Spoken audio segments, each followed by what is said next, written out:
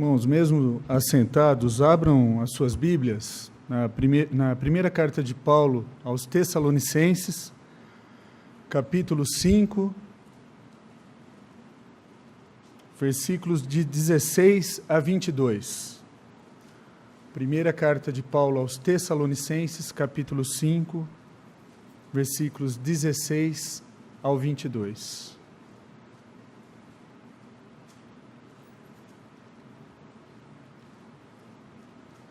A palavra de Deus diz assim: regozijai-vos sempre, orai sem cessar. Em tudo dai graças, porque esta é a vontade de Deus em Cristo Jesus para convosco. Não apagueis o espírito, não desprezeis as profecias, julgai todas as coisas, retende o que é bom, abstende-vos de toda forma do mal. Vamos ter mais uma palavra de oração, meus irmãos. Santo Deus, eterno Pai, rogamos a Ti, ó Pai, que o Senhor, com o Seu Espírito Santo, abra as nossas mentes e corações, ó Pai, para a compreensão da Tua palavra, para o entendimento, ó Pai. Que Teu Espírito possa, ó Pai, como foi cantado, abrir, ó Pai, os nossos corações para que possamos, ó Pai, compreender o Teu ensinamento, a Tua palavra, Senhor.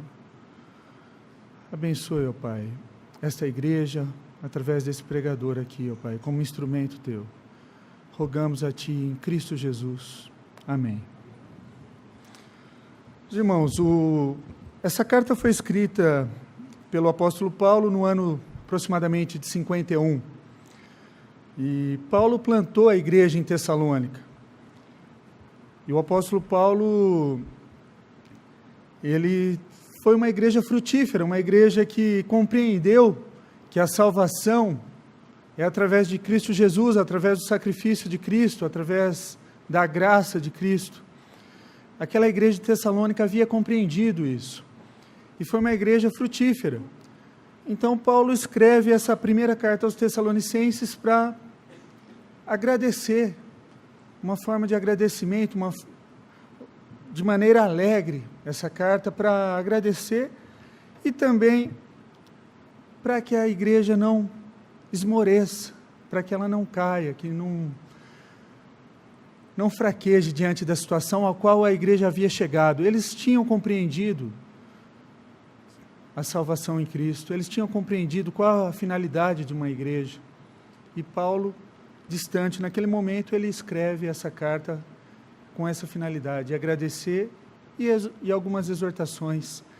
E no capítulo 5 ele está dando diversas exortações, e especificamente no trecho que nós lemos, algumas exortações bem práticas para aquela igreja, para que ela continue em pé, continue firme. Então eu pensei, nossa igreja está tão boa, ela está tão grande, os jovens estão bem instruídos, compreenderam realmente, só que nós não podemos parar por aí, nós não podemos achar que está tudo bem e começar a fraquejar. Então essa carta do apóstolo Paulo visa mais ou menos como está o nosso relacionamento com Deus, esse trecho principalmente. E o tema dessa noite é qual é a nossa prática devocional diária. Eu pergunto para os irmãos, qual tem sido o nosso relacionamento com Deus? Como tem sido? Muitas igrejas pregam a intimidade com Deus é fruto o quê? De orações, êxtases em outras línguas. Mas a Bíblia não fala isso. A Bíblia nos ensina o que o apóstolo Paulo escreveu aqui. Paulo ensina que existem algumas práticas que devem ser constantes na vida do cristão. E hoje veremos algumas dessas práticas e a sua importância.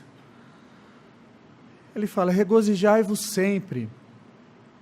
Paulo fala de regozijo da mesma maneira que fala de alegria. Regozijo é uma alegria mais intensa. É como se é uma ideia de uma festa que nunca acaba. Devemos nos alegrar com lembranças que nós acreditamos, do que nós acreditamos, da nossa salvação, do nosso perdão, da nossa herança nos céus. E uma alegria, uma festa que nunca acaba, seria a compreensão exata o quê? Do que Jesus fez por nós. isso vai trazer uma alegria constante pelo que nós somos e pelo que Cristo fez por nós. É esse o intuito que ele fala, regozijai-vos sempre. Como sua alegria tem se relacionado com Deus, meus irmãos? É difícil porque alguns estão tristes. E quando se está triste, não tem o que fazer, esteja triste. Mas quando estiver alegre, esteja alegre, não queira contrariar isso. Se você está triste, fingir que você está alegre, isso é hipocrisia.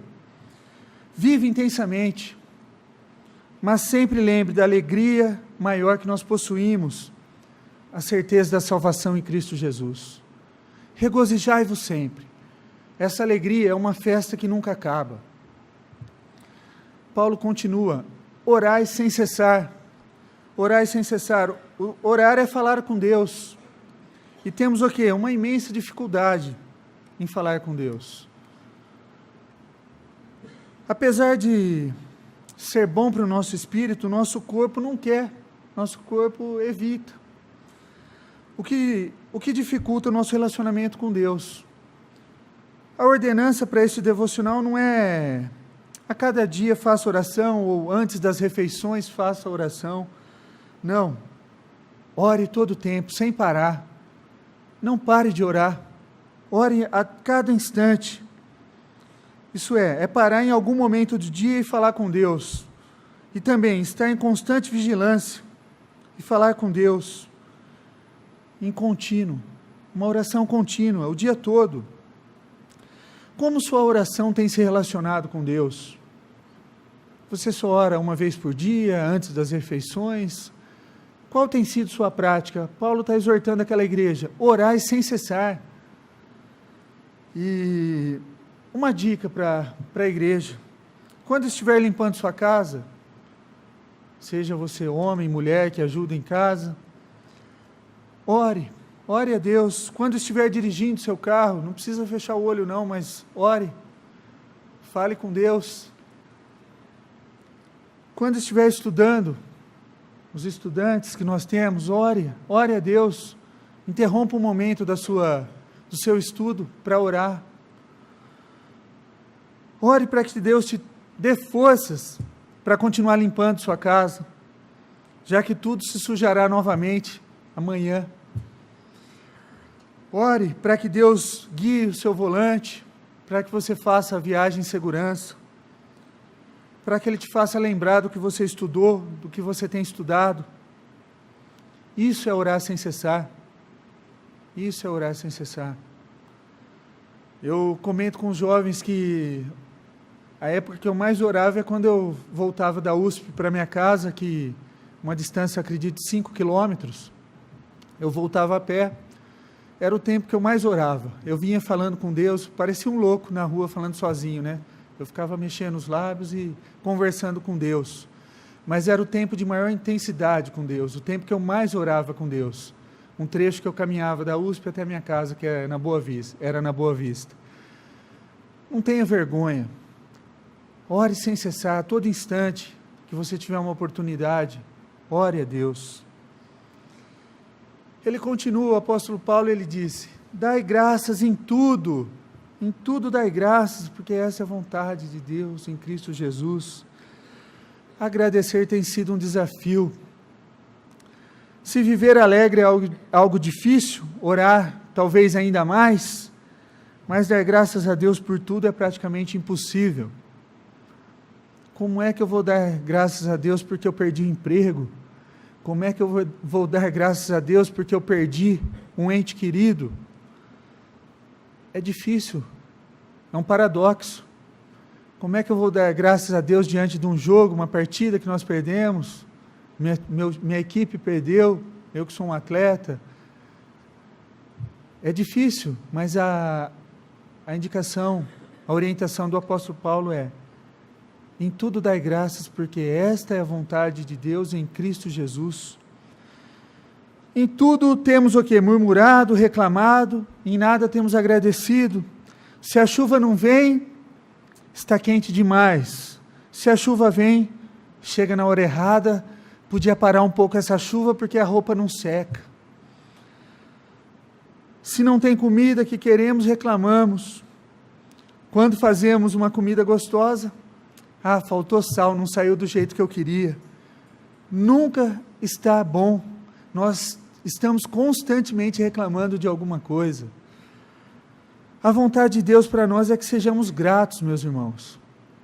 Gratos para aqueles que nos alicerçaram, aqueles que deram aquele empurrãozinho, que você nem lembra mais, talvez, quando você era menino, garoto, ele falou, vai por esse caminho.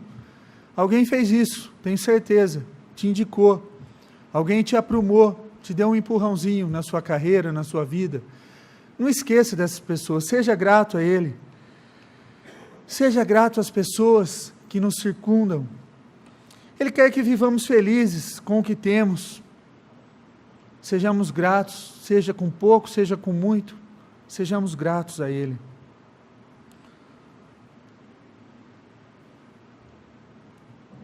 Agradecer a Deus por tudo o que temos e não desejar o que é do próximo, não cobiçar aquilo que não é nosso.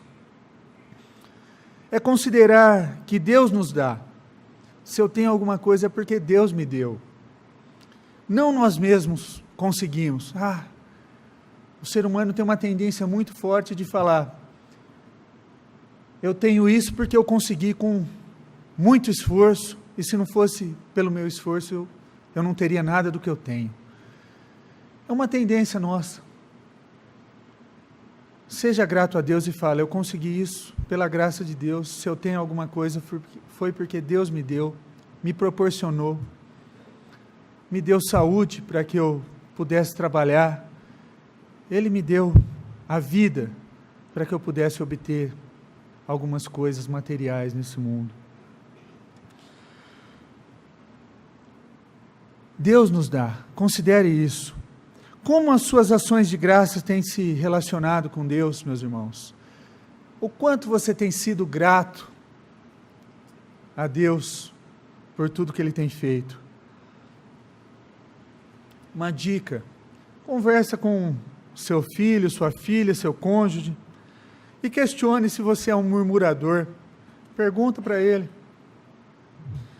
Esperamos que a resposta seja verdadeira. E se você ouvir isso, então comece a mudar. Se ele falar, você de fato, você reclama muito da vida, das coisas, comece a mudar. Aprenda a ouvir uma exortação com amor e comece a mudar a sua vida. Peça a seu cônjuge para te ajudar, a teu filho para te ajudar. Funciona com filhos, com pais, irmãos, amigos. Basta tentar. Basta tentarmos. O que nós não podemos é ficar na inércia, parados. O apóstolo Paulo continua, não apagueis o espírito. Este assunto é de grande importância. Em outras versões, a ordenança é, não extingais o espírito.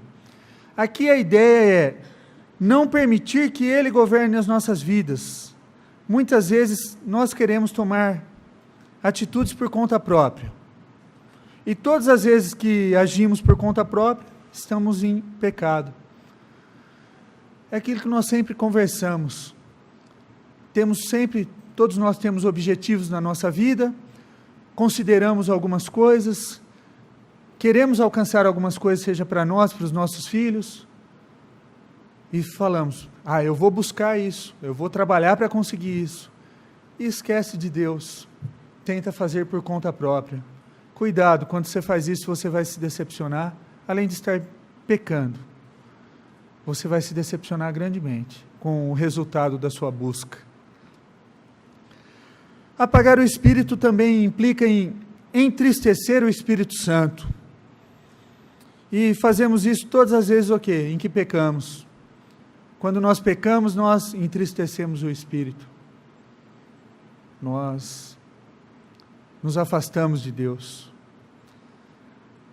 Apagar o Espírito é viver de forma contrária às Escrituras. As Escrituras nos dão direcionamento para todas as coisas que nós precisamos saber para viver nesse mundo. E quando nós não queremos ouvir as Escrituras e queremos viver por conta própria, nós estamos entristecendo o Espírito e apagando o Espírito. Quantas vezes nós nos desvencilhamos da palavra de Deus? Não devemos ser apenas ouvintes, mas praticantes dos mandamentos.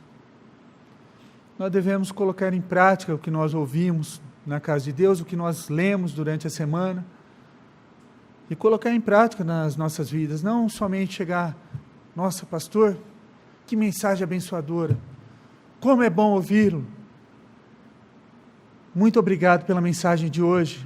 Se você vai sair da porta da igreja para fora e vai continuar sua vida do mesmo jeito, não faz diferença nenhuma. Coloque em prática a palavra de Deus. Alguns de nós aqui assistimos aquele filme, Em Seus Passos, o que faria Jesus? Uma pergunta, em seus passos, o que faria Jesus? Coloque essa frase impressa no lugar que você mais fica no seu cotidiano. E antes de tomar atitudes, olhe para esse escrito. Em seus passos, o que faria Jesus? Já pensou em escrever isso em algum lugar visível? Coloque isso no lugar que você mais convive. E antes de tomar aquela atitude irada, aquela atitude sem pensar, leia aquilo. Reflita sobre aquilo. O apóstolo Paulo continua: não desprezeis as profecias. O termo aqui, profecias, não é previsão de futuro, mas da palavra revelada. Não despreze a palavra de Deus. A Bíblia, quando nas nossas mãos, ela é a profecia de Deus, a palavra revelada. Não despreze a palavra de Deus. Quando Paulo fala para que não apaguemos o Espírito, ele nos ensina a valorizar as Escrituras. Então, que ela seja lida e ouvida o quê? Constantemente. Escrituras devem fazer parte do nosso cotidiano. Ela deve ser parte do dia a dia. Quantas vezes temos lido a Bíblia? A Bíblia não deve ser desprezada, esquecida em nossas casas. Deve ser lida todos os dias. E deve, ao contrário, ser priorizada em nossas vidas. Leia a Bíblia. Dica: não leia a Bíblia simplesmente por ler, para conhecer apenas como intelectual. Mas antes de ler, peça para que Deus te dê discernimento, oriente, para que o Espírito Santo abra a sua mente, seu coração para a compreensão do que você vai ler. E o apóstolo Paulo diz ainda: julgai todas as coisas e retende o que é bom. E aqui nos é ensinado que devemos ler toda a Escritura e guardá-la em nossos corações. A Bíblia é a profecia de Deus e tudo que nela há é bom para as nossas vidas. Paulo e Silas eram profetas e como este era um texto com autoridade divina, deveria ser estudado e valorizado. Já outros ensinamentos da época deveriam ser o quê? Cautelosamente examinados para não incorrer o quê? No erro. Nós devemos sim ouvir pregações durante a semana, ler outras literaturas, mas com critério. Julgai todas as coisas e retém o que é bom. Tire aquilo que seja bom para a sua vida. Como a sua leitura da Bíblia tem feito você se relacionar com Deus?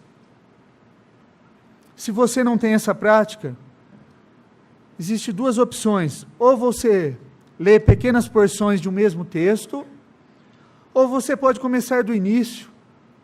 Se você já tentou fazer isso e não conseguiu, inicie do Novo Testamento, ou escolha um estilo literário, salmos, evangelhos, cartas, livros históricos. Escolha um tipo de um estilo literário e comece a ler a Bíblia. Outra dica: já pensou em decorar alguns trechos, algumas partes da Bíblia?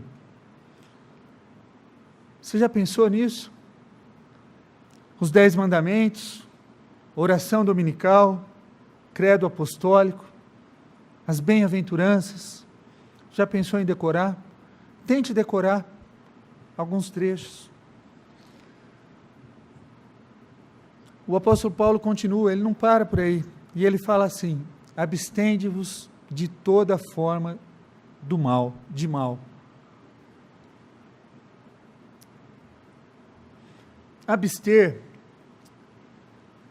é não fazer, é se privar de algo, é ter algo para ser feito e não fazer. O que você tiraria do seu dia a dia que tem atrapalhado o seu relacionamento com Deus? O que você tiraria fora que tem feito você se afastar de Deus? O que você tiraria da sua vida? O que você sacrificaria para poder se relacionar melhor com Deus? É para a gente refletir mesmo. Essas perguntas são retóricas para que a gente possa pensar naquilo que tem atrapalhado a nossa comunhão com Cristo. Você seria capaz de abandonar o seu pecado e se alegrar com Deus pelas maravilhas que Ele fez para te salvar? Nós estamos num tempo que os jovens estão vivendo em pecado e estão vivendo como se isso fosse normal. Jovens, para vocês eu estou falando agora, abandone a prática do pecado, viva um relacionamento com Deus e você vai ver o quão abençoado será o seu relacionamento, o quão abençoado será a sua vida a partir daquele instante que você abandonou o pecado. Você seria capaz de tirar um tempo para orar todos os dias? E no horário marcado, parar tudo o que faz para falar com Deus? Muitos aqui talvez falam: mas eu trabalho demais, pastor, não consigo. Acorda mais cedo, meu irmão, porque quando você chegar em casa para descansar, você não vai ter forças para orar. Faça isso antes de começar o seu dia. Você seria capaz de parar de reclamar, de resmungar e agradecer a Deus por tudo que Ele tem feito em nosso dia a dia? Comece a refletir a isso, meu irmão. Comece a pensar. Você seria capaz de largar as suas vontades, que é algo muito difícil, principalmente entre marido e mulher.